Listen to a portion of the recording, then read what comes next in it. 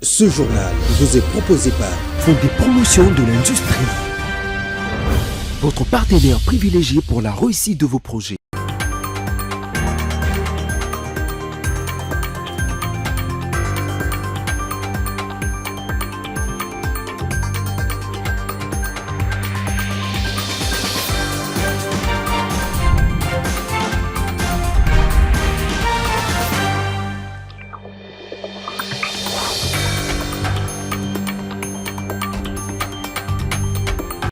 À toutes et à tous, bonsoir et bienvenue dans cette édition du journal dont voici le principal titre. L'Américain James Swan a été nommé nouveau chef de la MONUSCO par le secrétaire général de l'ONU, Antonio Guterres. Ces fonctionnaires chevronnés de l'organisation planétaire occupés depuis mars 2025 les postes de représentant spécial de l'ONU en Somalie.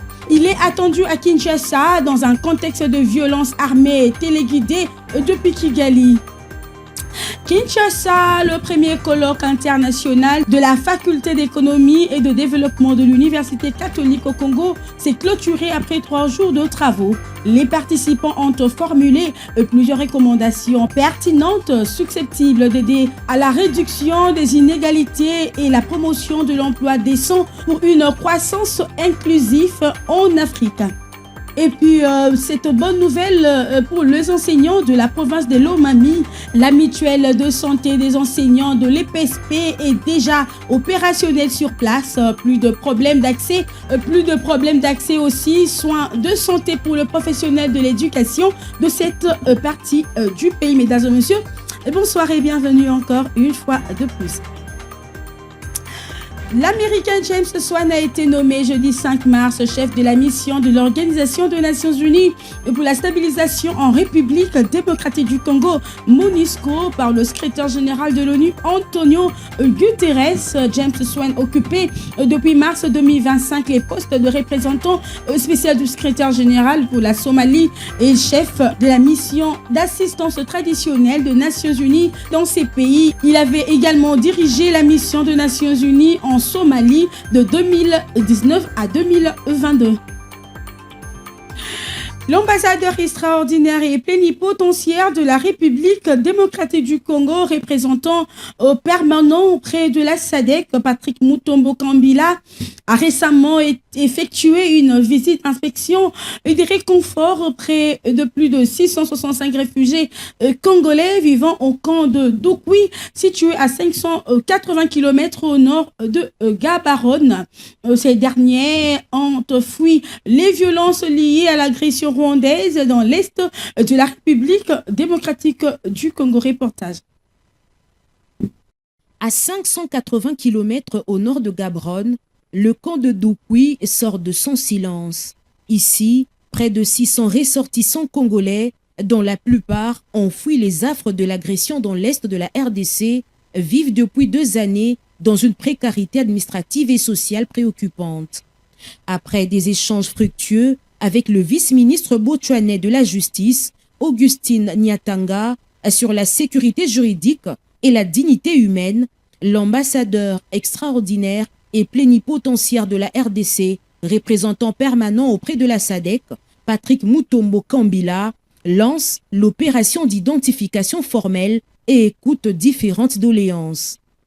Accompagné de Joseph Lukusa Bakampenda, figure respectée du camp, l'ambassadeur Patrick Mutombo Kambila effectue une visite d'inspection, mais aussi réconfort porté par un message clair du chef de l'État, Félix-Antoine Tshisekedi Tshilombo: la République n'oublie aucun de ses fils. Chargé de cette mission donc par la haute hiérarchie, Félix-Antoine Tshisekedi Tshilombo, nous nous sommes rendus à Dokwi et nous avons trouvé qu'il y a plus de 665 réfugiés congolais.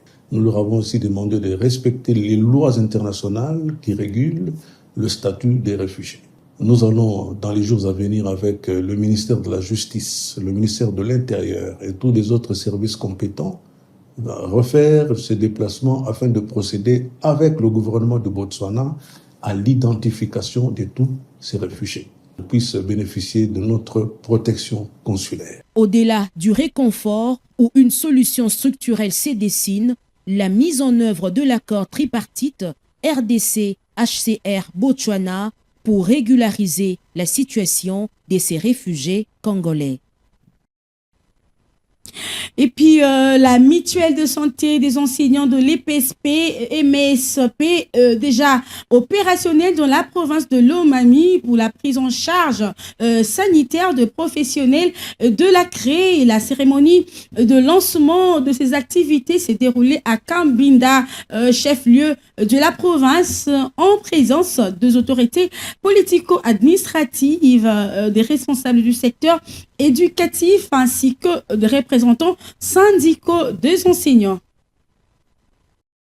Dans son mot de circonstance devant une assistance multicolore, à l'occasion de cette cérémonie des lancements des activités de la mutuelle de santé des enseignants de l'EPSP dans la province de Lomami, la secrétaire exécutive nationale et représentante du PCA de la MESP, la révérende sœur Marie-Faustine Beloko, a indiqué que cette activité constitue une étape décisive dans la protection sociale des enseignants.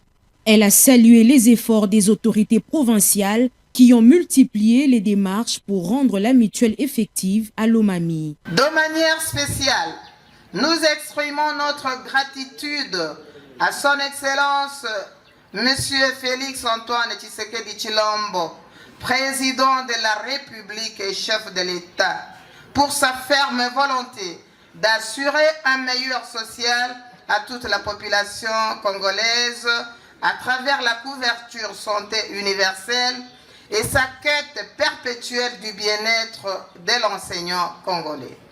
La mutuelle de santé des enseignants de l'EPST, mutuelle agréée, s'est donné une vocation depuis sa création, la prise en charge médicale de qualité de ses affiliés, en vue de promouvoir la solidarité, l'entraide et de garantir une protection sociale durable et équitable à ces derniers. Procédant au lancement proprement dit, le vice-gouverneur et gouverneur ad intérim de Lomami, Célestin Kayembe, a salué le travail effectué par la mutuelle qui vise à faciliter l'accès aux soins médicaux aux enseignants de sa juridiction. Je réaffirme ici l'engagement du gouvernement provincial à soutenir toute initiative visant l'amélioration des conditions de travail enseignants, la promotion de la couverture santé, le renforcement du bien-être social des agents publics. Que cette mutuelle soit un instrument de solidarité, de protection, de dignité pour tous les enseignants de notre province. Il y a lieu de souligner que selon les statistiques présentées lors de la cérémonie, la province de Lomami compte 19 190 enseignants, dont 11 405 dans la ville de Kabinda, chef-lieu de la 16e province de la République démocratique du Congo. Clôture jeudi 5 mars du premier colloque international de la faculté d'économie et développement de l'Université catholique au Congo. Des assises auxquelles a pris activement part la Direction générale des impôts. Les débats ont tourné autour du thème principal politique de stabilisation, croissance inclusive et développement durable en Afrique. Plusieurs recommandations ont été formulées à l'issue de travaux. Reportage signé Sarah Mangonda et Glody Maemba. Parmi les recommandations issues des travaux du premier colloque international de la faculté d'économie et de développement de l'Université catholique du Congo figure notamment l'amélioration de la coordination des politiques macroéconomiques et les renforcements de capacités institutionnelles pour lutter contre les chocs économiques par les politiques d'inclusion, ainsi que la promotion de l'emploi décent, les développements de stratégies visant à réduire les inégalités économiques et sociales. Joseph Moto, coordonnateur des assises, donne des détails à ses propos. Les participants ont recommandé de renforcer les politiques d'inclusion, de promouvoir l'emploi décent et de développer des stratégies visant à réduire les inégalités économiques et sociales.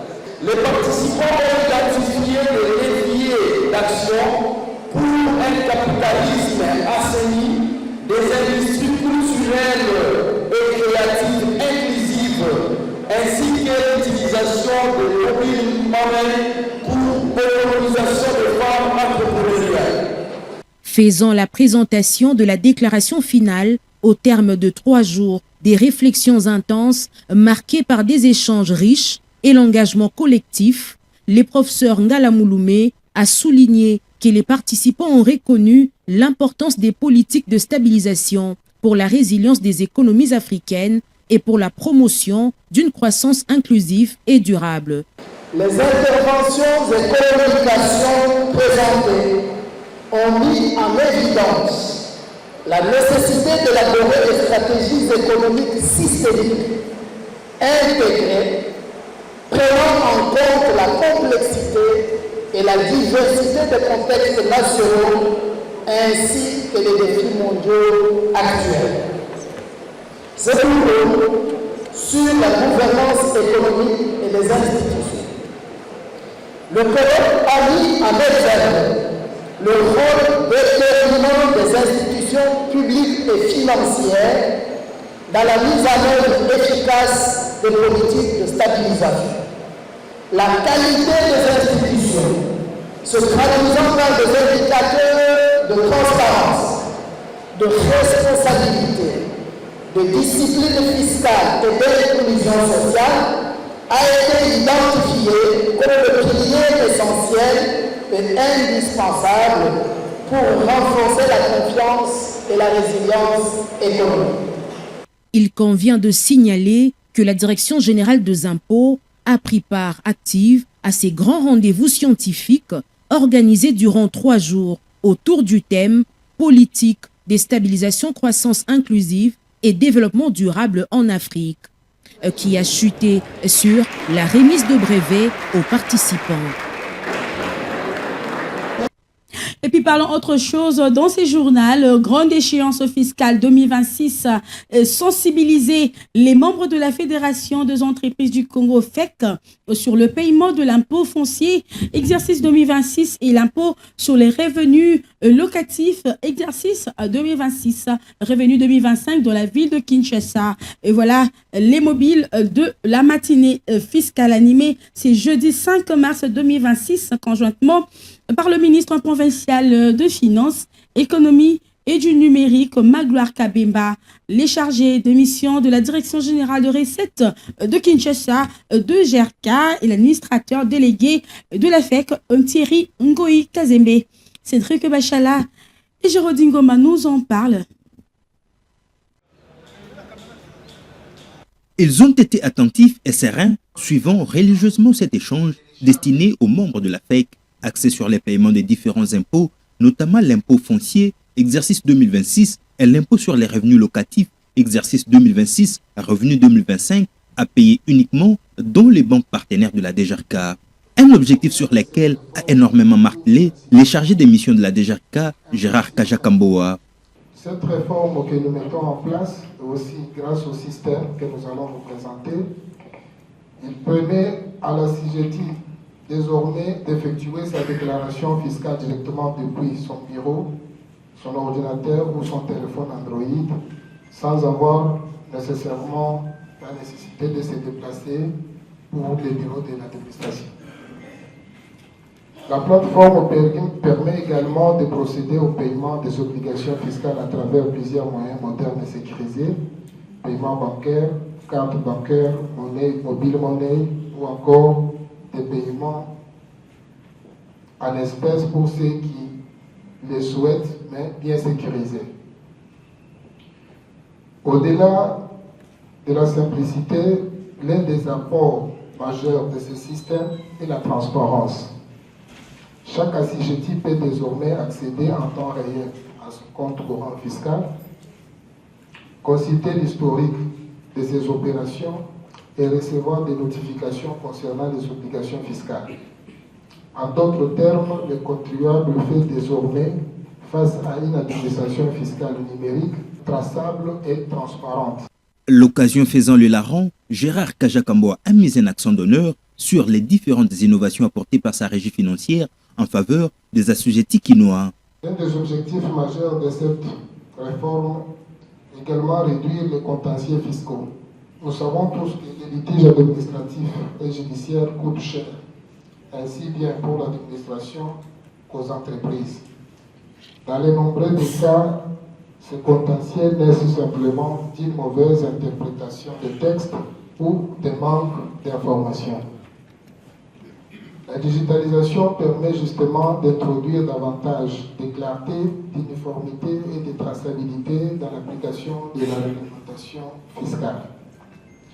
Notre ambition est simple, passer d'une relation parfois conflictuelle à une relation de confiance entre l'administration fiscale et les entreprises.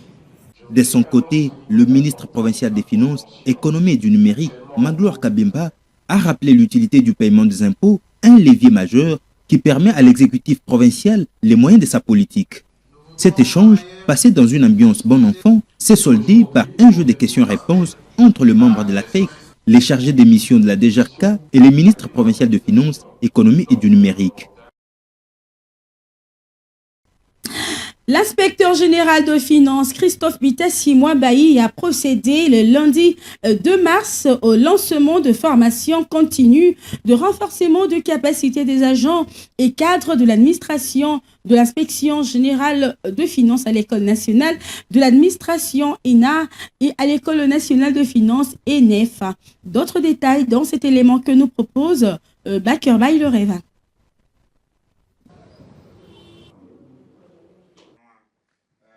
Je déclare lancer cette session de formation continue des agents et cadres de l'administration de l'inspection générale de finances. L'inspection générale de finances s'élance dans un vaste programme de formation de ses agents et cadres. Ce lundi, le chef de service de l'inspection générale de finances a procédé au lancement simultané de des sessions de renforcement de capacité à l'École nationale de l'administration ENA et à l'École nationale des finances ENEF. Plus de 500 agents et cadres de l'IGF sont concernés par ces programmes qui visent à préparer l'administration de l'inspection générale de finances à une mutation numérique et la maîtrise de l'éthique d'un agent public de l'État.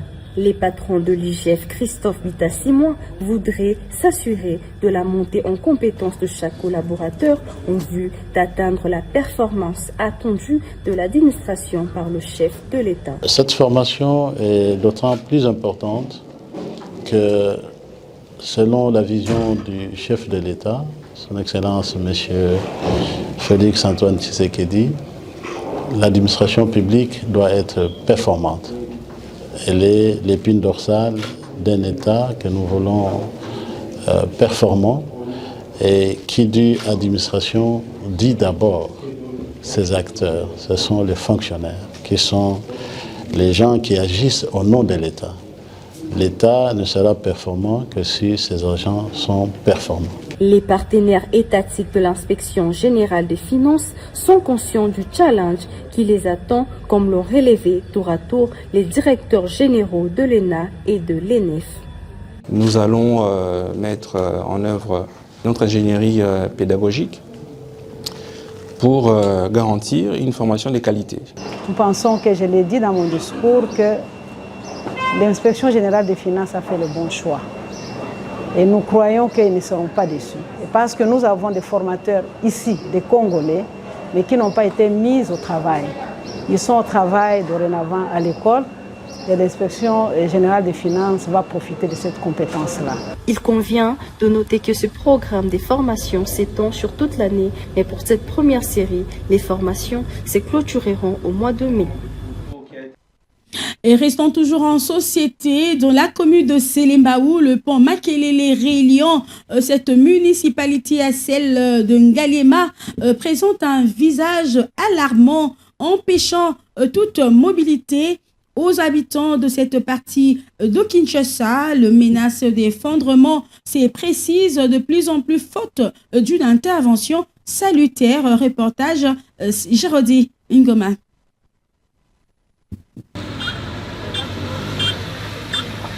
Cette artère, jadis fleurant, reliant plus de 4 communes de Kinshasa, frôle déjà le chaos. L'avenue Université, tronçon menant vers Kikwit, le long de Kapela, il s'est dépouillé à petits pas de sa belle robe, de toujours au point de rendre la circulation quasi impossible, comme le déplore cet usager en appelant au secours. Nous demandons à l'État d'améliorer l'état de cette route. Nous n'avons qu'un seul message à adresser aux autorités, qu'elles nous aident à réhabiliter cette route. Flaques d'eau semblables à des lacs artificiels sur la chaussée, qu'à niveau bouché, il y a urgence d'une intervention. La dégradation de cette route ne date pas d'aujourd'hui. Elle s'est faite progressivement. Au début, les véhicules arrivaient encore à passer, mais au fur et à mesure, des trous se sont formés jusqu'au rond-point là-bas. Selon les témoignages, la dégradation a atteint son comble suite à la négligence. Cette route est dans cet état depuis plus de 5 ans. Nous avons beaucoup de difficultés pour trouver un moyen de transport. Il faut souvent aller plus loin vers la station. Les habitants d'Ngaba, Yolo, Makala et Mumbele souffrent énormément de cette situation. En attendant, les habitants de Ngaba, Yolo, Makala et Mumbele continuent de prendre leur mal en patience. Prenez connaissance de ces communiqués conjoints de la Direction générale de recettes administratives, judiciaires, domaniales et de participation des Gérard et la Direction générale du cadastre minier. Camille. Communiqué officiel numéro REF Camille DG 006/2026,05 02 DGRAD DG 2026. La Direction générale des recettes administratives, judiciaires, domaniales et des participations des GERAD, en sigle, et la Direction générale du cadastre minier, CAMI, en sigle, informe les titulaires de droits miniers et ou des carrières que des notes de débit et des perceptions relatives aux droits superficiaires annuels par carré pour l'exercice 2026 sont disponibles au guichet du CAMI situé 2 points à Kinshasa, au croisement des avenues Mpolo Maurice et Kasavubu dans la commune de la Gombe. À Lubumbashi, avenue Lumumba, numéro 2575, commune de Kampemba.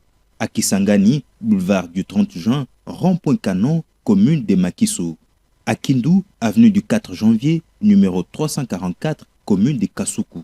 Par conséquent, tous les titulaires ou leurs mandataires munis d'une procuration sont invités à les retirer en vue de procéder au paiement au plus tard le 31 mars 2026, conformément aux dispositions légales et réglementaires.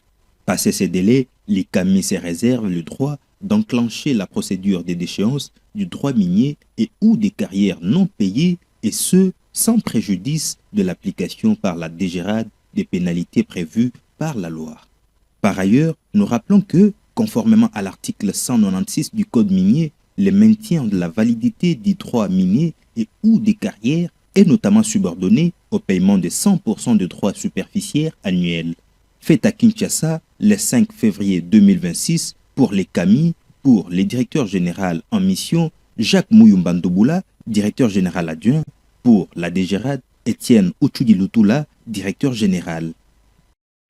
Saisissez l'opportunité, voulez-vous devenir journaliste professionnel en République démocratique du Congo ou encore partout ailleurs? C'est très simple. Contactez le Bureau de l'Action pour la promotion de la presse indépendante au Congo APIC. Pour la première fois en République démocratique du Congo, un centre qui forme les journalistes professionnels au standard international. Venez vite vous inscrire. L'Action pour la promotion de la presse indépendante au Congo, APIC, vous offre une opportunité pour votre avenir. L'APIC forme des journalistes sur la radio, la télévision et la presse écrite. Il s'agit d'une formation de très haut niveau professionnel, assurée par des professeurs d'université et par des journalistes étrangers. Avec cette formation accélérée que donne l'APIC, vous pouvez travailler comme journaliste partout à travers le monde, dans des pays francophones, anglophones, arabes et autres. À la fin de la formation, un stage professionnel est obligatoire. Surtout, vous qui n'êtes pas encore journaliste, venez à la hâte vous inscrire pour suivre cette formation de qualité supérieure. L'APIC est reconnu comme un haut lieu du savoir en journalisme, même aux États-Unis d'Amérique. Avec la formation de l'APIC, vous devenez journaliste professionnel. Cordial bienvenue. Ce n'est pas tout, l'APIC vous offre une opportunité de parler et écrire correctement la langue anglaise en si peu de temps. Les détails dans ces pupilles reportages. Voulez-vous parler anglais comme si vous étiez aux États-Unis d'Amérique ou en Angleterre? Voici cette grande occasion qui vous est offerte à travers le centre d'anglais APIC avec des méthodes modernes. Le centre d'anglais APIC utilise tous les outils modernes pour un anglais parfait. L'anglais, c'est la langue la plus manipulée à travers le monde. N'hésitez pas un seul instant car dans le centre d'anglais APIC, il y a un grand club à travers lequel vous aurez l'opportunité de parler anglais tout le jour. L'anglais de Washington et de Londres deviennent une réalité en République démocratique du Congo grâce au centre d'anglais APIC. Hâtez-vous car les places sont vraiment limitées. Venez vite vous inscrire pour bien parler anglais. Now. Au centre d'anglais APIC, vous avez des professeurs qui viennent des États-Unis d'Amérique et de l'Angleterre. Parler anglais, c'est garantir votre vie et celle de vos enfants. N'ayez pas peur car le centre d'anglais APIC assure une formation de très haut niveau. Refuser d'apprendre l'anglais, c'est refuser même de vivre. My last name is Stone. Ok. Si vous ne parlez pas anglais dans le monde actuel, vous êtes presque un analphabète, s'il vous plaît. Venez vite vous inscrire dans le centre anglais APIC. Vous allez parler anglais dans quelques mois seulement. What are you going to do tomorrow? I'm going to go play volleyball at the beach. Vous êtes docteur d'État, doctorant, licencié, gradué, diplômé d'État. Venez apprendre l'anglais des affaires au centre d'anglais APIC. L'anglais, c'est votre passeport pour les voyages à travers le monde. Ne pas parler anglais aujourd'hui, c'est devenir sourd-muet, surtout lorsqu'on voyage. Venez vite vous inscrire pour parler anglais. Ne pas s'inscrire au centre d'anglais APIC, c'est creuser sa propre tombe. Ne pas parler anglais aujourd'hui, c'est vivre son souffle de vie, un peu comme une voiture sans carburant. Venez vous inscrire au centre d'anglais APIC. N'ayez pas honte d'apprendre l'anglais, quel que soit votre âge. Ne pas parler anglais dans le monde actuel, c'est comme si vous n'existez même pas. Venez vous inscrire au centre d'anglais APIC et vous ne serez plus complexé devant ceux qui parlent anglais. Vous serez l'homme le plus heureux du monde en parlant anglais. Ne pas parler anglais, c'est vivre en enfer. Si vous voulez vous exprimer correctement en anglais, rejoignez-nous dans le centre d'anglais APIC right here and right now. Pour plus de détails, contactez-nous au numéro suivant.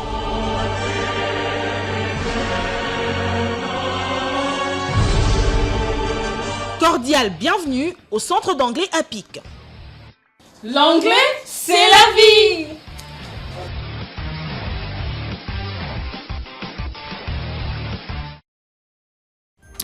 C'en est fini, mesdames et messieurs, pour cette édition du journal. Merci à tous de l'avoir suivi.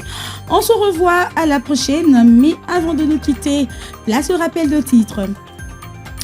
L'Américain James Swan a été nommé nouveau chef de la MONUSCO par le secrétaire général de l'ONU, Antonio Guterres. Ces fonctionnaires chevronnés de l'organisation planétaire occupés depuis mars 2025 les postes de représentant spécial de l'ONU en Somalie. Il était attendu à Kinshasa dans un contexte de violence armée téléguidée depuis Kigali. Kinshasa, le premier colloque international de la faculté d'économie et de développement de l'Université catholique au Congo, s'est clôturé après 3 jours de travaux. Les participants ont formulé plusieurs recommandations pertinentes susceptibles d'aider à la réduction des inégalités et la promotion de l'emploi décent pour une croissance inclusive en Afrique. Enfin, cette bonne nouvelle pour les enseignants de la province de Lomami, la mutuelle de santé des enseignants de l'EPSP est déjà opérationnelle sur place. Plus de problèmes d'accès aux soins de santé pour le professionnel de l'éducation de cette partie du pays. Mesdames et messieurs, c'est par ici que nous bouclons complètement cette édition du journal. On se revoit à la prochaine et restez toujours branchés sur la chaîne APIC Télévision, l'image insoupçonnée.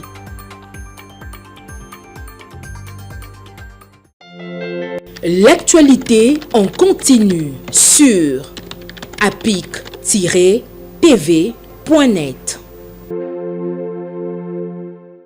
Ce journal vous a été proposé par Fonds de promotion de l'industrie, votre partenaire privilégié pour la réussite de vos projets.